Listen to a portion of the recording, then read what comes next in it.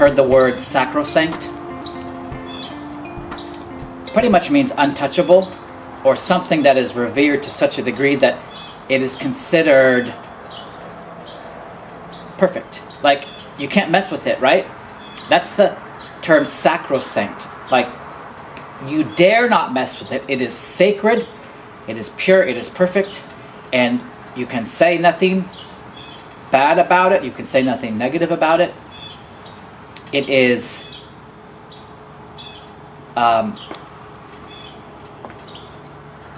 sacrosanct, right? Sometimes, guys, I think there's things in Christianity, in church, that we treat as sacrosanct. One of those things is our pastor. A lot of people feel like it's just unacceptable, incomprehensible to critique their pastor. They're unapproachable and irreproachable. A lot of people view their pastor as unapproachable and irreproachable. Their pastor knows, their pastor tells them, their pastor is their moral guide, their spiritual guide, their Bible knowledge guide, right? And they would never conceive of disagreeing with their pastor or telling their pastor they were wrong.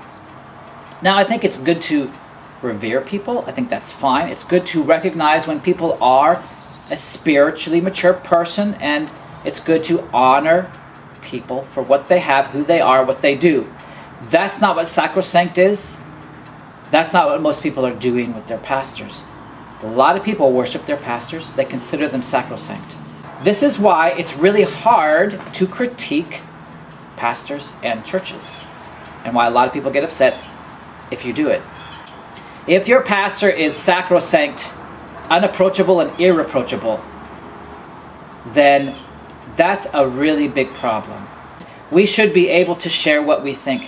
Doesn't matter who it is. When someone in a group is of that kind of status, they may be good, but when they're not, and there's nothing you can do about it, that's very dangerous. Especially when you have a leader, a spiritual leader, who is correcting everybody else, but who cannot be corrected by everybody else. If your pastor is accountable to people you don't know, that's suspect.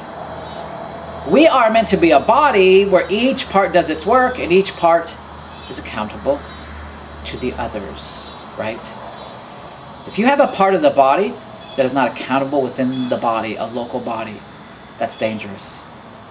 Look, we have to be able to speak up, speak our mind when things are not right. Otherwise, things will never be corrected. And when things go wrong, they will continue to get worse and worse and worse. If someone has the kind of power to take away everything that you consider valuable, your social group, your friend group, your religious group, and the religious organization that you've poured your life into for 10, 15 years, if someone has the power to take that away because they don't like what you say, that person is dangerous. They're not just wrong, they're dangerous. There should be no person in a church that can remove you, but who cannot be removed, right? Hey, Scripture talks about what we should do when we see a brother sin. Your pastor is your brother. Your pastor is your sister. If you cannot go to them when you see them sinning and tell them, that's a huge problem. You may think your pastor's the greatest person in the world. That's great.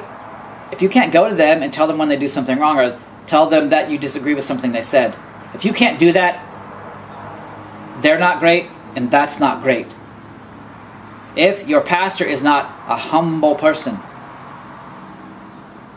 if they're not serving you from below, which is what Christ said, whoever wants to be the greatest among you must be the servant of all.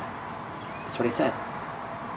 If your pastor or your church leaders are not humble enough to listen when you have a concern, and to take it seriously, and to talk to you about it and say thank you, and we will look into this and let's talk about it. If you can't even have the conversation, guys, that's unhealthy.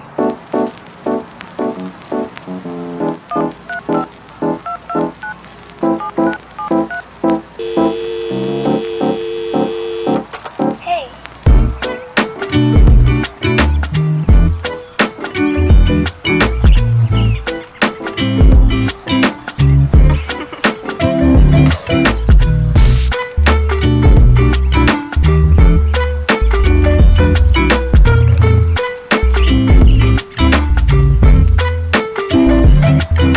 There is no such thing as sacrosanct.